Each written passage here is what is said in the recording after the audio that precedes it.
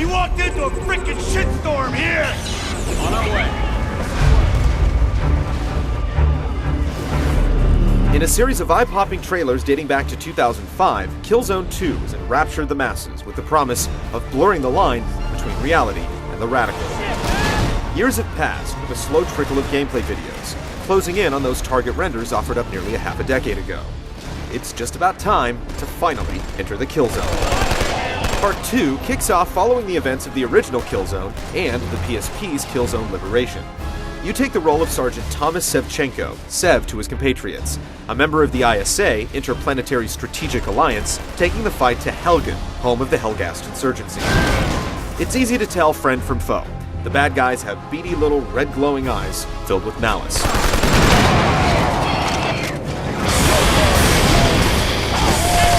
Combat is first and foremost the core of the game, with tactical elements filtering in. There are all-out battlefield encounters, stirring echoes of trench warfare, as well as more covert missions where you outflank the enemy or perform a spot of subterfuge. More often than not, you'll just be fighting for survival, either solo or with a small platoon against overwhelming odds.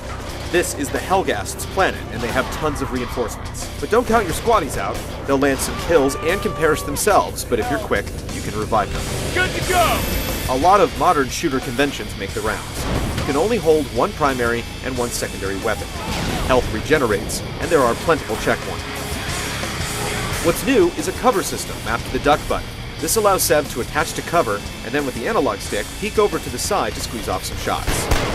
Going in guns blazing may make for a great 30-second action movie, but it will get you killed. A few well-placed shots are enough to drop you. A small inventory screen rounds out the controls, allowing you to switch between grenades and knives for close combat. The preview build has a small but substantial armory with a few submachine guns, rifles, and rocket launchers. The sniper rifle incorporates 6-axis control, allowing you to finesse your aim with small tilts, but go too far and your shot will be foiled.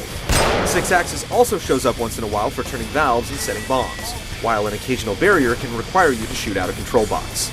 It's nothing too cerebral, but minute breaks from the constant onslaught of war are appreciated. The Helghast features shock troops of all sorts, including deadly armored juggernauts that have to be shot in the back to be taken out.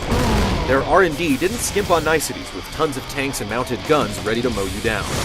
Occasionally, the ISA slips you a tank as well to help level the playing field, but you have to always be on the lookout for a rocket launcher and some extra munitions.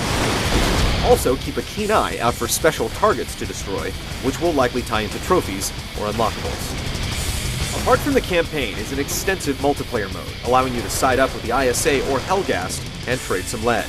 Level up, earn medals and ribbons while using ability badges with a class-based system, as you hone your scout, medic, soldier, engineer, saboteur, or soldier.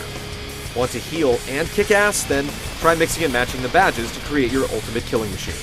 With clan support and dynamic multiplayer objectives that can change mid-round, Killzone 2's multiplayer has a lot to offer. 8 maps, 64 player bouts, and 5 main game types.